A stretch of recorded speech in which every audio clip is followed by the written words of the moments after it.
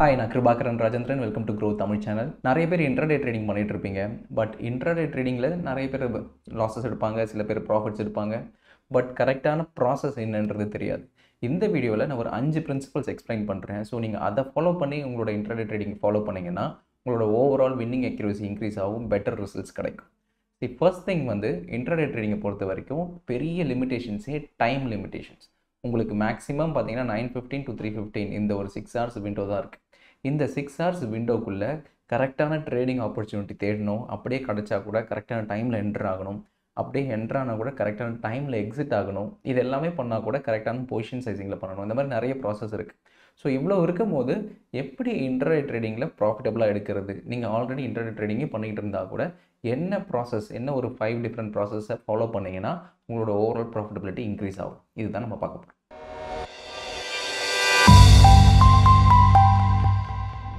ஃபஸ்ட்டெல்லாம் நீங்கள் ஒரு ட்ரேடிங் அப்ரோச் ஃபாலோ பண்ணணுன்னா நிறைய பேர் பண்ணுறது என்னென்னா இந்த ஹெட் அண்ட் ஷோல்டர் பேட்டர்ன் இல்லைனா ஏதாவது ஒரு சார்ட் பேட்டர்ன்ஸ் தான் இருக்கும். அந்த சார்ட் பேட்டர்ன்ஸை வெயிட் பண்ணிகிட்டே இருப்பாங்க, அப்சர்வ் பண்ணுவாங்க.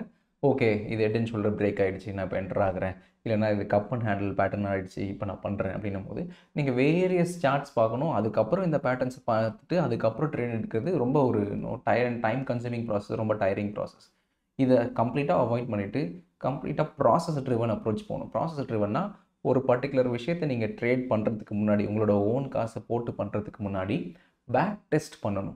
பேக் டெஸ்ட்னா ஃபார் அன் எக்ஸாம்பிள், யாரோ உங்ககிட்ட சொல்கிறாங்க ஒரு பர்டிகுலர் ஸ்டாக் 200 டே மூவிங் ஆவரேஜ்க்கு மேலே போனால் வாங்கிடு, 200 டே மூவிங் ஆவரேஜுக்கு கீழே போனால் வித்துரு அப்படின்னு ஒருத்தவங்க சொல்கிறாங்கன்னா பிளைண்டாக நம்ம போய் அதை போய் பண்ணாமல் ஃபஸ்ட்டு அதை பேக் டெஸ்ட் பண்ணணும். ஹிஸ்டாரிக்கல் டேட்டாவில் இவங்க சொன்னது கரெக்டாக, ஓகே உண்மையாலே ஒரு ஸ்டாக்கை நான் 200 டே மூவிங் ஆவரேஜ்க்கு மேலே போய் வாங்கியிருந்தேன்னா அது எவ்வளோ தூரம் போயிருக்கும், அதே மாதிரி 200 டே மூவிங் ஆவரேஜ் கீழே க்ளோஸ் பண்ணும்போது நான் வச்சுருந்தேன்னா எவ்வளோ ப்ராஃபிட் கிடைக்கும்.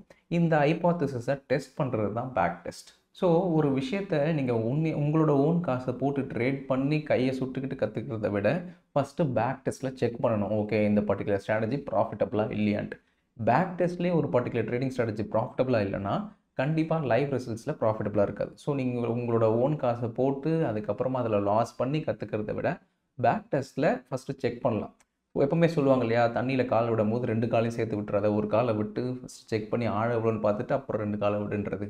அதே மாதிரி தான் அந்த பேக் டெஸ்ட்டும். ஸோ ஃபஸ்ட்டு நம்ம அந்த ஆழத்தை செக் பண்ணுறதுக்கு ஒரு பர்டிகுலர் ட்ரேடிங் ஸ்ட்ராட்டஜி எடுத்து டெஸ்ட் பண்ணுவோம். ஓகே, இது ப்ராஃபிட்டபுளாக இருந்தால் அதுக்கப்புறம் ஒரு லிமிடெட் கேபிட்டலில் போட்டு டெஸ்ட் பண்ணிவிட்டு அதுக்கப்புறமா ஃபர்தராக உள்ளே போகிறது தான் பெஸ்ட் அப்ரோச். ஸோ எப்படி பேக் டெஸ்ட் பண்ணலாம்? ஸோ இதுக்கு முன்னாடி பேக் டெஸ்ட் பண்ணணுன்னா உங்களுக்கு ஹிஸ்டாரிக்கல் டேட்டா வேணும், ஒரு ஆமி புரோக்கர், நிஞ்சா ட்ரேடர் மாதிரி ஒரு சார்ட்டிங் பிளாட்ஃபார்ம் வேணும், அதில் டேட்டா ஃபீடை போடணும், அதுக்கப்புறம் ஒரு கோடு எழுதணும், பேக் டெஸ்ட் பண்ணணும். பட் இப்போ பார்த்தீங்கன்னா நிறைய நோ கோட் பிளாட்ஃபார்ம்ஸ் அவைலபிளாக இருக்குது. ஸ்டாக் மார்க் இருக்குது, ஆல்கோ டெஸ்ட் இருக்குது, குவாண்ட்மேன் இருக்குது. இந்த மாதிரி சைட்ஸ்லாம் போய் பார்த்தீங்கன்னா உங்களோட ட்ரேடிங் ரூல்ஸை நீங்கள் அதில் ப்ரீ டிஃபைன்டாக வைக்கலாம். லைக் கோட்லாம் எழுதாமல் ட்ராக் அண்ட் ட்ராப் மாதிரி பட்டன் செலக்ட் பண்ணிவிட்டு நீங்கள் என்டர் பண்ணிங்கன்னா அது ஆட்டோமேட்டிக்காக கொடுத்துரும். ஓகே, லாஸ்ட் ஓவர் த பீரியட்ஸில் நீங்கள் சொல்கிற ஸ்ட்ராட்டஜி எவ்வளோ ப்ராஃபிட் கொடுத்துருக்கு, எவ்வளோ லாஸ் கொடுத்துருக்குன்ட்டு. ஸோ இந்த மாதிரி பேக் டெஸ்ட் பண்ணும்போது நமக்கு ஒரு கன்விக்ஷன் வரும். ஓகே, நான் ஒரு பர்டிகுலர் கண்ணை கட்டி காட்டில் விட்ட மாதிரி போகாமல் எனக்கு கிளியராக தெரிய போகுது, இப்போ வாங்கணும், எப்போ விற்கணும், என்ன டைமுக்கு என்ட்ரு ஆகணும், என்ன டைமுக்கு எக்ஸிட் ஆகணும், எவ்வளோ குவான்டிட்டி வாங்கணும், எவ்வளோ என்னோடய ஓவரால் ரிஸ்க், இது எல்லாம் உங்கள் ஸ்க்ரீன் முன்னாடி பேக் டெஸ்ட் ரிசல்ட்ஸில் வந்துடும். ஸோ அதுக்கப்புறம் நீங்கள் ட்ரேட் பண்ணும்போது உங்களோட ரிசல்ட்ஸ் பெட்டராகவே இருக்கும். பட் இது எதுவுமே இல்லாமல் டேரெக்டாக நீங்கள் ட்ரேட் பண்ணும்போது இந்த இடத்துல கொஞ்சம் ட்ரேட் பண்ணுறது, அந்த இடத்துல கொஞ்சம் ட்ரேட் பண்ணுறது, இந்த ஸ்ட்ராட்டஜி சொல்கிறது, இந்த ஸ்ட்ராட்டஜி அவங்க சொன்னாங்க, இதை ட்ரை பண்ணுறது, நிறைய ட்ரை பண்ணிகிட்டே இருப்போம். கடைசி வரைக்கும் நம்ம மூவ் ஹெட்டே பண்ண மாட்டோம், ஒரே இடத்துல இருக்க மாதிரி தான் இருக்கும். இன்ஃபேக்ட் இவ்வளோ எஃபர்ட் போட்டோம் ஒரே இடத்துல இருப்போம். பட் இந்த பேக் டெஸ்ட் அப்ரோச் வந்ததுக்கப்புறமா ஸ்டெப் பை ஸ்டெப்பாக உங்களோட இம்ப்ரூவ்மெண்ட் உங்கள் கண்ணு முன்னாடி தெரியும். அந்த நெக்ஸ்ட் பார்ட் ரிஸ்க் மேனேஜ்மெண்ட். எல்லாருக்கிட்டையும் எல்லா ட்ரேடிங் ஸ்ட்ராட்டஜி இருந்தாலும் யார் ரொம்ப நாள் சர்வைவ் ஆவாங்களோ அவங்க தான் அந்த ட்ரேடிங் ஃபீல்டை பொறுத்த வரைக்கும் சக்ஸஸ்ஃபுல்லாக இருப்பாங்க. ஸோ சர்வைவ் ஆகிறதுக்கு பேசிக் ஒரு பேராமீட்டரே பார்த்தீங்கன்னா இந்த ரிஸ்க் மேனேஜ்மெண்ட் தான். ஸோ நீங்கள் ஆப்ஷன் ட்ரேடிங் பண்ணுறீங்கன்னா இந்த ரிஸ்க் மேனேஜ்மெண்ட்டை எப்படி உள்ளே கொண்டு வரலான்றதை ஒரு எக்ஸாம்பிளோட பார்ப்போம். ஸோ இப்போ நீங்கள் பார்த்துட்டு இருக்கிறது ஒரு சின்ன எக்ஸல். அதில் நான் என்னோடய கேபிட்டல் என்னன்றதை மென்ஷன் பண்ணிட்டேன். தென் சிம்பிள் மென்ஷன் பண்ணியிருக்கேன். For an example bank Nifty, fin Nifty இந்த 3 சிம்பிளில் நான் ட்ரேட் பண்ண விரும்புகிறேன். இதில் லாட் பார்த்தீங்கன்னா நான் மேனுவலாக என்டர் பண்ணல, ஒரு கேல்குலேஷன் மூலிமா எவ்வளோ லாட் நான் ட்ரேட் பண்ணலான்றதை வச்சுருக்கேன். ஸோ எவ்வளோ லாட் நான் ட்ரேட் பண்ணலான்றது should not be based on என் capital, instead it should be based on risk. அப்படின்னா இப்போ என்னோடய கேபிட்டல் 5 லட்சம். இந்த 5 லட்சத்தில் நான் ரிஸ்க் பண்ண விரும்புகிறது பார்த்தீங்கன்னா 2%, விச் மீன்ஸ் 10,000 ரூபாய். ஸோ என்னோட ஓவரால் நம்பர் ஆஃப் லாட்ஸ் பார்த்தீங்கன்னா எவ்வளோ நம்பர் ஆஃப் லாட்ஸ் இருக்கணும்னா மேக்ஸிமம் அந்த பர்டிகுலர் நம்பர் ஆஃப் லாட்ஸ் நான் ட்ரேட் பண்ணும்போது 10,000க்கு மேலே லூஸ் பண்ணக்கூடாது.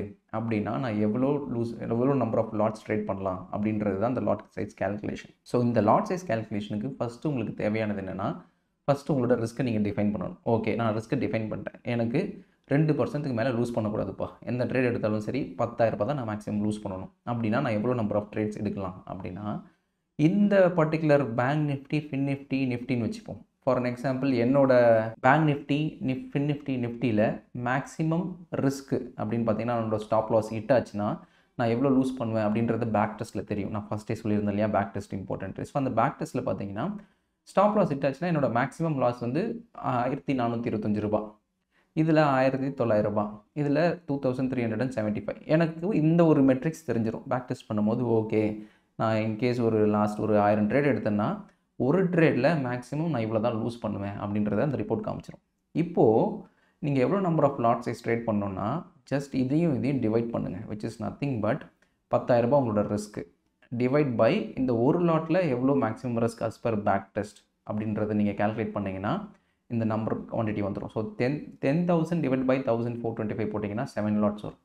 அதேமாதிரி 10,000 டிவைட் பை 1,900. ஸோ ஃபின் நிஃப்டியில் என்னோட மேக்ஸிமம் ரிஸ்க் பர் ட்ரேட் வந்து 1,900. அதே மாதிரி நிஃப்டியில் என்னோட மேக்ஸிமம் ரிஸ்க் பர் ட்ரேட் வந்து 2,375. ஸோ 4. ஸோ இப்படி பண்ணும்போது என்னோட ரிஸ்க் பார்த்தீங்கன்னா கரெக்டாக டிஃபைன்ட் ஆகிடுச்சு. So 10,000 10,000 10,000. So stop loss hit ஆச்சுன்னா நான் இவ்வளோ தான் லூஸ் பண்ணுவேன். ஸோ மூணுத்துலேயும் பார்த்தீங்கன்னா யூனிஃபார்ம் நம்பர் ஆஃப் லாட்ஸ் இருக்காது. ஒன்றுத்தில் 7 இருக்குது, ஒன்றுத்தில் 5 இருக்குது, ஒன்றுத்தில் 4 இருக்குது. இப்படி பண்ணால் தான் நான் 10,000க்கு மேலே லூஸ் பண்ண மாட்டேன். இப்போ நான் சும்மா என்கிட்ட 5 லட்சம் இருக்குது, என்னால் 10 லாட் ட்ரேட் பண்ண முடியும்னு சொல்லிட்டு எல்லாத்துலேயும் நான் 10 லாட் ட்ரேட் பண்ணேன்னா, இப்போ பாருங்கள், மூணுத்துலேயும் 10 லாட் ட்ரேட் பண்ணுறேன். அப்போது இன்கேஸ் ஸ்டாப் லாஸ் ஹிட் ஆகிடுச்சுன்னா ஒரு ட்ரேடில் நான் 14,000 லூஸ் பண்ணுறேன். ஃபின் நிஃப்டியில் 19,000 லூஸ் பண்ணுறேன். பட் நிஃப்டியில் 23,000 லூஸ் பண்ணுறேன். இது எல்லாமே என்னோட ரிஸ்க் பேராமீட்டரை விட தாண்டி போயிடுது. ஸோ அந்த மாதிரி பண்ணாமல் உங்களோட maximum risk per trade back டெஸ்ட்டில் என்னன்னு பார்த்துட்டு உங்களோட ரிஸ்க் கேபிட்டல், என்னோட ரிஸ்க் கேபிட்டல் 10,000 பர் ட்ரேட், 10,000க்கு மேலே நான் லூஸ் பண்ண விரும்பல அப்படின்னா அந்த 10,000 டிவைட் பை இந்த மேக்ஸ் ரிஸ்க் அதை போட்டிங்கன்னா நம்பர் ஆஃப் லாட்ஸ் வரும். இப்படி ஃபாலோ பண்ணிங்கன்னா உங்களோட ரிஸ்க் மேனேஜ்மெண்ட் இன்டாக்டாக இருக்கும். ஸோ தட் இப்போ 2% லாஸ் ஆகுது இல்லையா, பேக் டு பேக் 5 ட்ரேடுமே ஸ்டாப் லாஸ் ஹிட் ஆச்சுன்னா நீங்கள் மேக்ஸிமம் எவ்வளோ லூஸ் பண்ண போகிறீங்க? 2% of your capital. So 2 into 5 almost ஒரு 10% தான் உங்களோட கேபிட்டல் லூஸ் பண்ண போகிறீங்க. For an example 10,000. ஸோ 5 ட்ரேடுமே ஸ்டாப் லாஸ் ஹிட் ஆச்சுன்னா 50,000 லூஸ் பண்ணுவீங்க, which is 10% of your capital. இதுவே நான் 10 அந்த மாதிரி லாட் சைஸ் ட்ரேட் பண்ணியிருந்தேன்னா நான் ஆல்மோஸ்ட் பார்த்தீங்கன்னா 5 ட்ரேடில் நான் லூஸ் பண்ண போகிற கேபிட்டல் பார்த்தீங்கன்னா 71,000. ஸோ அதிகமாக நான் லூஸ் பண்ணிடுறேன் இந்த ஒரு ரிஸ்க் மேனேஜ்மெண்ட் ஃபாலோ பண்ணலன்னா. அதுக்கு தான் ரிஸ்க் மேனேஜ்மெண்ட் ரொம்பவே இம்பார்ட்டன்ட் சொல்கிறேன். ஸோ நெக்ஸ்ட் பாயிண்ட் வந்து ரியல் டைம் அனாலிசிஸ்ன்னு சொல்லுவாங்க. நீங்கள் எண்ட் ஆஃப் த டே நீங்கள் மார்க்கெட் செக் பண்ணுறீங்க, எவ்வளோ ஏறி இருக்குது எவ்வளோ இறங்கி இருக்குன்னு டிசைட் பண்ணிவிட்டு நெக்ஸ்ட் டே ட்ரேட் பண்ணணும்னு நினைக்கிறீங்க. பட் நெக்ஸ்ட் டே நீங்கள் மார்க்கெட் ஒரு 10 மணிக்கு ட்ரேட் பண்ணும்போது ஒரு லெவலில் இருக்கும், 11 மணிக்கு ட்ரேட் பண்ணும்போது மேபி மாறி இருக்கும். ஸோ பிட்வீன் 9 to இந்த 3:15 இந்த 6 hours டைம் ஃப்ரேமில் ரியல் டைம் அனாலிசிஸ் பற்றி நீங்கள் ட்ராக் பண்ணிங்கன்னா அதர் தென் ப்ரைஸ் ஆப்வியஸ்லி மேலேயும் கீழே போகும்.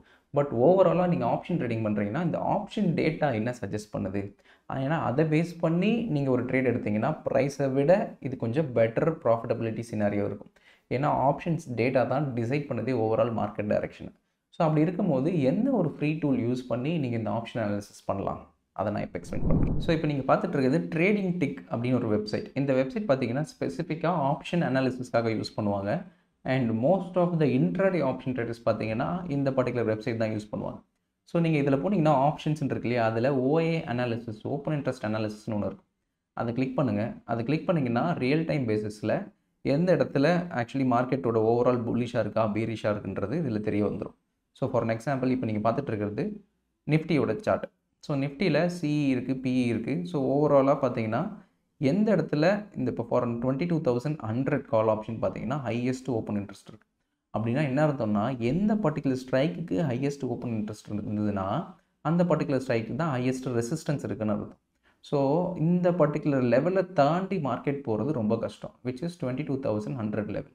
ஸோ நீங்கள் நிஃப்டியில் இன்ட்ராடே ட்ரேடிங் பண்ணுறீங்கன்னா இன்கேஸ் மார்க்கெட் 22,100 கிட்ட வருதுன்னா நீங்கள் மார்க்கெட் பிரேக் அவுட் ஆகி மேலே போகுதுன்னு நினச்சி பை பண்ணாமல் வெயிட் பண்ணுங்கள் ரிவர்சலுக்கு. ஏன்னா 22,100 வந்து ஒரு பெரிய ரெசிஸ்டன்ஸ் ஜோன். அந்த ரெசிஸ்டன்ஸ் ஜோனை கிராஸ் பண்ணி மார்க்கெட் போகிறது ரொம்ப கஷ்டம். ஸோ அப்படி இருக்கும்போது நீங்கள் என்ன பண்ணலான்னா ஷார்ட்டிங் ஆப்பர்ச்சுனிட்டிக்கு வெயிட் பண்ணணும். ஓகே 22,100 கிட்ட மார்க்கெட் வருது. ஸோ இப்போ ஷார்ட் பண்ணால் மார்க்கெட் ரிவர்ஸ் ஆகிறதுக்கு நிறைய சான்ஸ் இருக்குது. ஸோ இதுதான் இந்த ஆப்ஷன்ஸ் டேட்டா உங்களுக்கு ரியல் டைம் அனாலிசிஸில் கொடுக்க வேண்டிய இன்ஃபர்மேஷன் கரெக்டாக இருக்கும். ஸோ அதை பேஸ் பண்ணி நீங்கள் ட்ரேட் எடுத்தீங்கன்னா உங்களோட ப்ராஃபிட்டபிலிட்டி இன்க்ரீஸ் ஆகும். ஸோ இந்த ட்ரேடிங் வெப்சைட்லேயே பார்த்தீங்கன்னா இப்போ ஓஐ அனாலிசிஸ் மாதிரி நிறைய இருக்குது. கால் வெர்சஸ் புட்டுன்னு ஒன்று இருக்கும். நீங்கள் அதை ஓப்பன் பண்ணிங்கன்னா ஓவராலாக மார்க்கெட்டு புல்லிஷாக இருக்கா பேரிஷாக இருக்கா, யார் சைடு வந்து ஹையஸ்ட்டு சப்போர்ட் இருக்குது. இப்போ இந்த கால் சைடு ஓஐ அதிகமாக இருந்ததுன்னா மார்க்கெட் பேரிஷாக இருக்குன்னு அர்த்தம். ஓவராலாக புட் சைடோட ஓஐ அதிகமாக இருந்ததுன்னா மார்க்கெட் புல்லிஷாக இருக்குன்னு அர்த்தம். ஸோ அதுக்கேற்ற மாதிரி பார்த்தீங்கன்னா மார்க்கெட் மேலே போகுதா கீழே போகுதா இல்லை சைட்வேஸில் இருக்கான்றதை இந்த கால் வெர்சஸ் புட் ஓப்பன் இன்ட்ரெஸ்ட் வச்சு தெரிஞ்சுக்கலாம். அதேமாதிரி புட் கால் ரேஷியோ இருக்கும். ஸோ இந்த புட் கால் ரேஷியோவும் ரியல் டைம் அனாலிசிஸில் இங்கே காமிக்கும். ஸோ இப்போ புட்டு ஜாஸ்தியாக இருக்கா, ஓகே இப்போ மார்க்கெட் மேலே போகிறதுக்கு நிறைய சான்ஸ் இருக்குது. ஸோ அந்த மாதிரி நீங்கள் கால் ஆப்ஷன் புட் ஆப்ஷன் ஓவராலாக ப்ரீமியம் டிகேலாம் எப்படி இருக்குன்னு பார்க்கலாம். இப்போ பார்த்தீங்கன்னா கால் ஆப்ஷனோட ப்ரீமியம் பெருசாக டிகே ஆகலை, பட் ஆனால் புட் ஆப்ஷனோட ப்ரீமியம் டிகே ஆகுது. ஸோ நீங்கள் ஒரு இன்கேஸ் ஒரு இம்ப்ளைடு வால்டிலிட்டியை செக் பண்ணணும், இல்லைனா ப்ரைஸ் வெர்சஸ் ஓஐ செக் பண்ணணும், இல்லை ஓவரால் ட்ரெண்டிங் ஸ்ட்ரைக் செக் பண்ணணும், எல்லாமே வந்து இந்த பர்டிகுலர் அனாலிசிஸ் டூல் யூஸ் பண்ணிங்கன்னா உங்களுக்கு ஈஸியாக ரியல் டைம் பேசிஸில் கிடச்சிரும். ஸோ உங்களுக்கு ஓவராலாக டிசைட் பண்ணுறதும் ஒரு ட்ரேடிங் டெசிஷன்ஸ் எடுக்கிறதும் ஈஸியாக இருக்கும். இப்போ open interest for intervals check பண்ணிங்கன்னா லாஸ்ட் 15 மினிட்ஸில் மார்க்கெட்டோட ட்ரெண்ட் எப்படி இருக்குது. ஸோ கால் ஆப்ஷன் அதிகமாக ஷார்ட் பண்ணுறாங்களா இல்லை புட் ஆப்ஷன் அதிகமாக ஷார்ட் பண்ணுறாங்களா. ஸோ லாஸ்ட் 1 hour பார்த்தீங்கன்னா கால் ஆப்ஷன் தான் அதிகமாக ஷார்ட் பண்ணியிருக்காங்க. ஸோ மார்க்கெட் வந்து பீரிஷாக கீழே போகிறதுக்கு நிறைய சான்ஸ் இருக்குது மேலே போகிறத விட அப்படின்னு அர்த்தம். ஸோ பேஸ்ட் ஆன் தட் நீங்கள் உங்களோட ட்ரேடிங் டெசிஷன்ஸ் எடுக்கும்போது நீங்கள் ஒரு நிறைய ஃபால்ஸ் பிரேக் அவுட்லாம் அவாய்ட் பண்ணிடுவீங்க இந்த டேட்டாவெல்லாம் யூஸ் பண்ணி நீங்கள் ட்ரேட் பண்ணிங்கன்னா. அண்ட் நெக்ஸ்ட்டு ஒரு கண்டினியூஸ் லேர்னிங் இருக்கணும். Say for an example, okay இந்த பர்டிகுலர் விஷயத்தை நான் படித்து முடிச்சிட்டேன் இல்லை கற்றுக்கிட்டு முடிச்சிட்டேன்னா அவ்வளோதான் நான் இன்ட்ராடே ட்ரேடிங்கில் ப்ராஃபிட்டபிள் ஆயிடுவேன் அப்படின்னா அது கன்ஃபார்மாக சொல்ல முடியாது. ஏன்னா மார்க்கெட் வந்து புதுசாக ஒரு விஷயத்தை உள்ளே வந்துகிட்டே இருக்கும். ஃபார் அன் எக்ஸாம்பிள் 2017 இல்லை 16 மேக்கு முன்னாடி பார்த்தீங்கன்னா வீக்லி ஆப்ஷன்ஸ்ன்ற ஒன்றே கிடையாது. எல்லாருமே மந்த்லி ஆப்ஷன் தான் இருக்காங்க. இன்ஃபேக்ட் ஆப்ஷன்ஸ் ட்ரேடிங்கிறது ஒன்றே ரொம்ப லிமிட்டடான பீப்புள் தான் பண்ணிட்டு இருந்தாங்க. அதில் நிறைய பேர் ஆப்ஷன் பையிங் தான் பண்ணிட்டு இருந்தாங்க.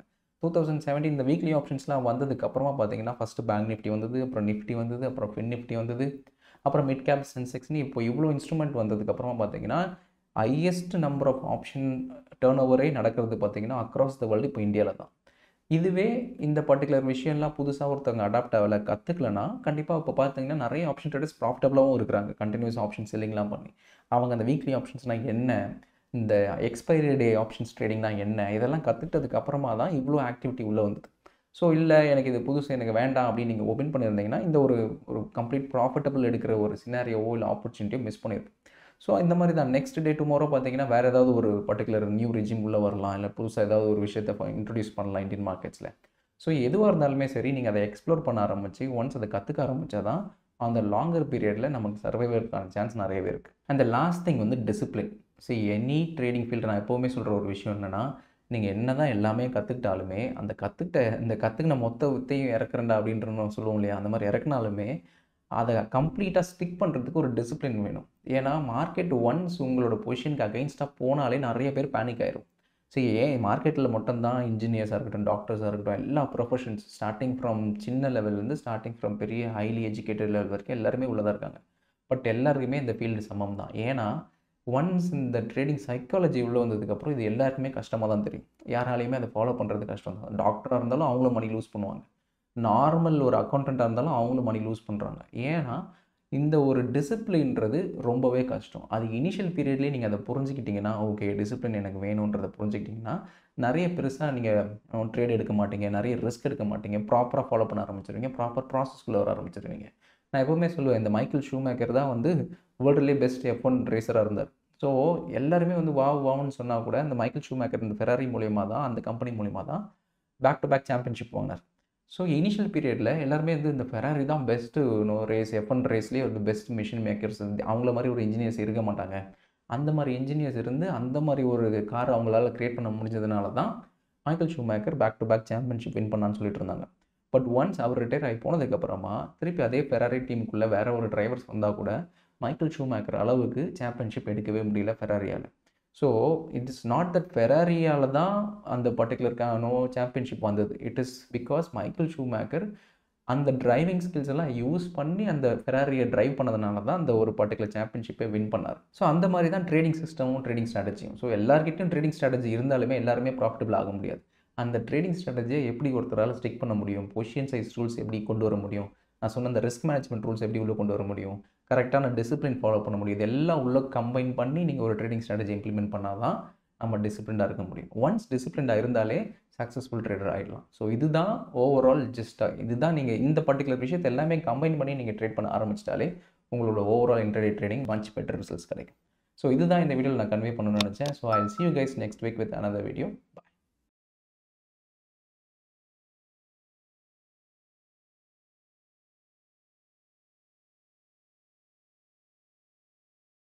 Investment in securities market are subject to market risks. Read all the related documents carefully before investing. Please read the risk disclosure documents carefully before investing in equity shares, derivatives, mutual fund, and or other instruments traded on the stock exchanges.